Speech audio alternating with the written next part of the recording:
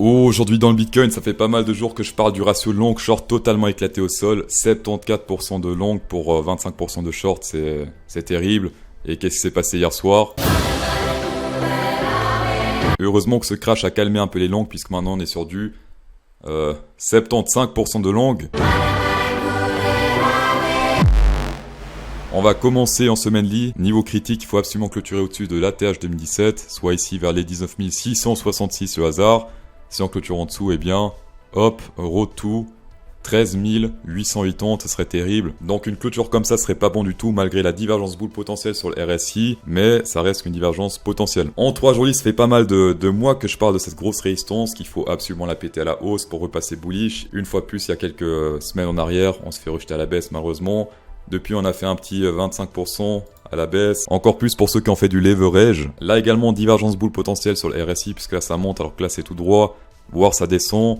Mais la tendance est maille baissière, donc on privilégie tout ce qui est bear. Et ici par exemple, on avait une jolie divergence bear, parce que là ça descend alors que là ça monte sur le RSI. Alors bien sûr, une divergence boule en tendance baissière peut fonctionner, sauf que c'est plus risqué que de suivre la tendance. Aujourd'hui, over en RSI, ça fait pas mal de jours également que je parle de ce triangle over en RSI.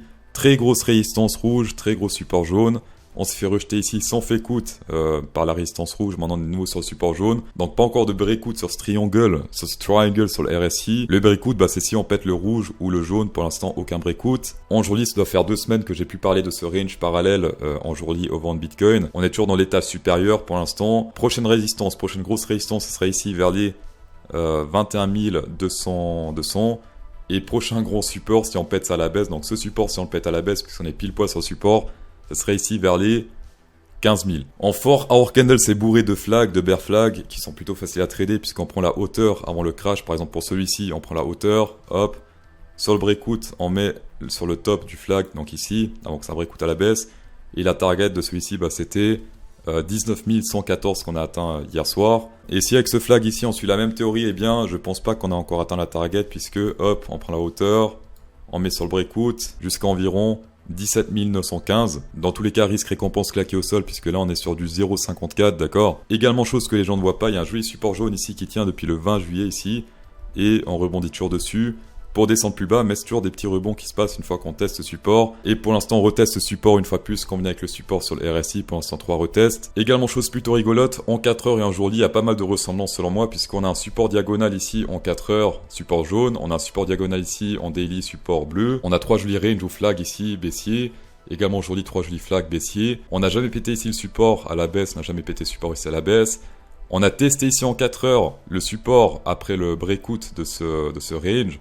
Là, on a breakout à la baisse, mais pour l'instant, on n'a pas encore testé ce support en jour-lit. Alors, le support ici, si on descend en ligne droite, ça serait vers les 7500. Personnellement, ça m'étonnerait qu'on atteigne cette target ici à nouveau, sauf si y a des choses bizarres qui se passent cet hiver, mais dans le contexte actuel, ça m'étonnerait. Et ce qui est également très bizarre, c'est que la target du bear flag, si on prend ici la hauteur avant le crash et le breakout, eh bien, on serait sur un truc un peu similaire vers les 9900, environ 10 000. Sur Trading Light, au vent de Binance Future, ce gros mur acheteur ici a rempli ses ordres. Il n'a pas racheté, c'était pas du fake, d'accord. Ici, ça a bien été acheté puisque on peut voir le fond jaune. Si c'est du fake, ça disparaît ici comme là par exemple. Ou là également, c'est noir derrière. Comme dit également, si on dézoome, ça fait très longtemps qu'on n'a pas vu de mur comme ça. Ça fait très longtemps que les whales n'ont pas acheté comme ça autant de Bitcoin.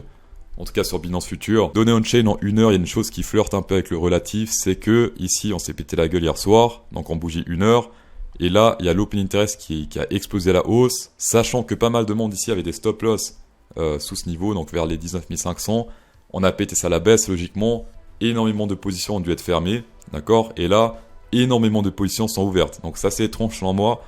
Moi j'aurais plus eu une grosse bougie rouge ou des enchaînements de bougies rouges sur l'open interest. Et il n'y en a pas eu, au contraire, grosse bougie verte sur l'open interest. J'ai 2 théories, alors la première c'est un peu péjoratif, mais soit les gens sont un peu cons, ils n'ont pas mis de stop loss ici, d'accord, et du coup là ils sont en perte absolue.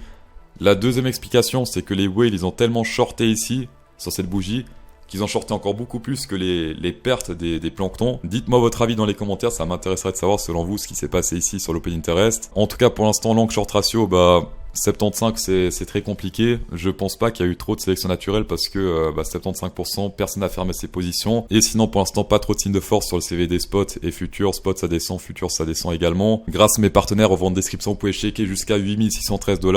sur Bybit ou sur BitGet, 4450 sur Bybit et 4163 sur BitGet. Sur Bybit depuis hier, 0 fees sur les spots, donc vous pouvez faire du spot sans frais, c'est juste magnifique. Également sur specialgo.com, vous avez la promo anniversaire qui dure encore 3 jours, 12 heures et 8 minutes. Tapez dedans. Est-ce que Ethereum is going crazy right now? C'est ce qu'on va voir tout de suite. Alors depuis lundi, je vous parle de cette fameuse zone danger 0,58 Fibonacci qui est ici vers les 1393, qui n'a pas été testée et après on se fait rejeter à la hausse. Alors oui, on a support diagonale jaune, mais Fibonacci c'est mieux.